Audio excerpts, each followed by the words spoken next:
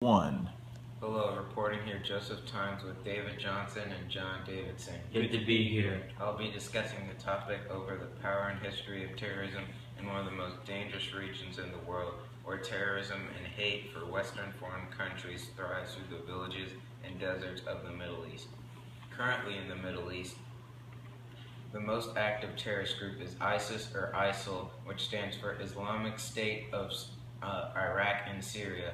ISIS has an annual income over $2 billion, but some analysts estimate up to $3 billion. Well, first off, where are they getting all this money to buy their plane tickets, weapons, bomb parts, and RPGs? Well, I think it has to do with the jihadist regime taking over local villages and land and forcing them to pay tribute to ISIS. But still, robbing small villages won't be enough to pay for all these weapons and supplies. Joseph, can you go into more detail and describe how ISIS can pay for all of this? Sure. ISIS has become stronger in the Iraqi region and in Syria, where oil production thrives most in the world. This grants ISIS control to the oil reserves, where thousands of oil barrels can be sold for $40 per barrel, which is about $1.2 million a day, and in Iraq, 2.0 million in Syria. By keeping this constant rate of exporting oil, ISIS is making over $97 million a month. With this kind of money, they'll be able to buy mass weapons, which can do huge destruction to big cities. Other than ISIS, what other terrorist groups have been active for the past 10 to 20 years?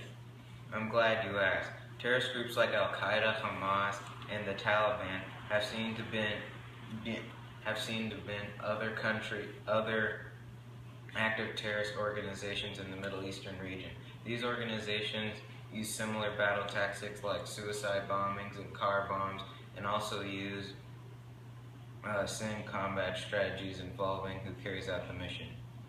Joseph, could you give us a few examples of these attacks? Sure. In 1996, Al-Qaeda blew up 2 U.S. embassies, one in Nairobi, Kenya, and the other in Dar es Salaam, Tanzania. Over 2,000 were injured and over 200 died. From my perspective, seems like a warning to the U.S. from Al-Qaeda that they were hinting that this was coming. What do you mean by that? Well, the people that planned these attacks are the same masterminds of 9/11, which is Osama bin Laden and Ayman al-Zawahiri.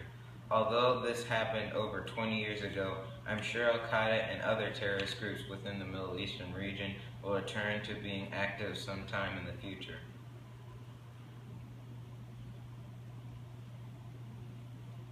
Aw, Ethan! That's from Joseph Times reporting I live. don't want to cut that off. Oh.